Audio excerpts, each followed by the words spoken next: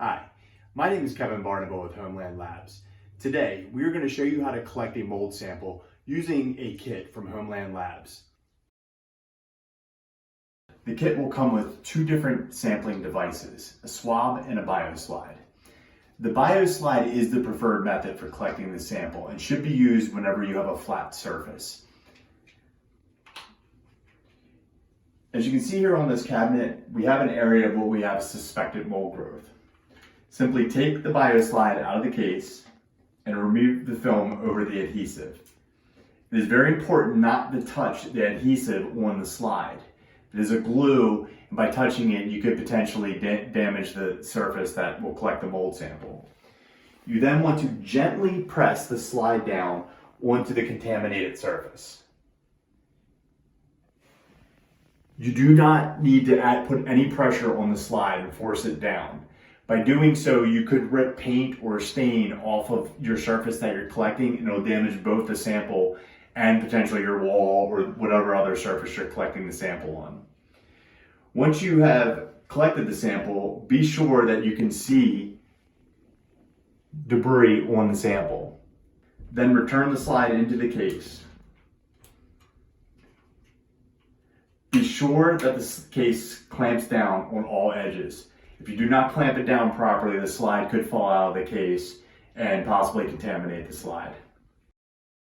In some cases, the surface in which you want to collect your sample will not be compatible with the bioslide. So in other words, the surface is not flat. It could be a corner or a curved edge.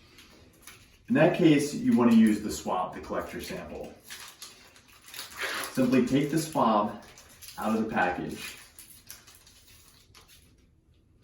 Try to be careful not to allow the swab to touch any surfaces when you remove it. You then want to remove the seal just by twisting the end of it. Take the cap off the seal. You will then take the swab and you'll hold it at approximately a 45-degree angle onto the surface in which you want to collect the sample. Place the swab down on the surface and roll it back and forth. Be sure you see some discoloration on the swab to know that you collected the sample. You will then take the swab and you would carefully return it back into the capsule, pushing it in and sealing it tight. Again, this is to be used when you have surfaces that are either in corners or on curved edges in which you can't get direct contact with the bioslide. One other thing to mention, do not under any circumstances when collecting a sample of the swab, smear or rub the swab. Just simply roll it on the surface.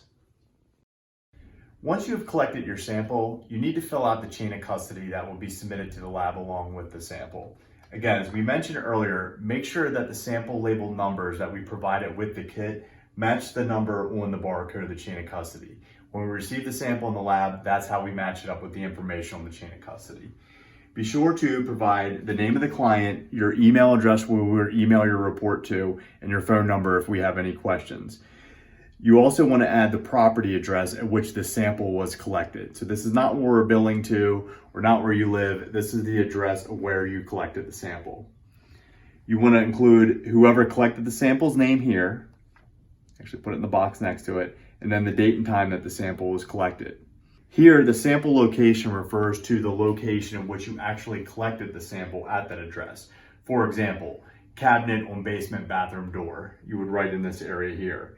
Then you want to circle the type of device that you used. If you use the slide, you want to circle bioslide. If you use the swab, you want to circle swab. Then, if there's any comments that you want to provide, like for instance, maybe you saw water damage in that area, or anything that you might be pertinent that you would like the lab to know. Finally, before releasing the kit and putting it in the mail, you need to sign the chain of custody form and the date and time in which you are sending it off.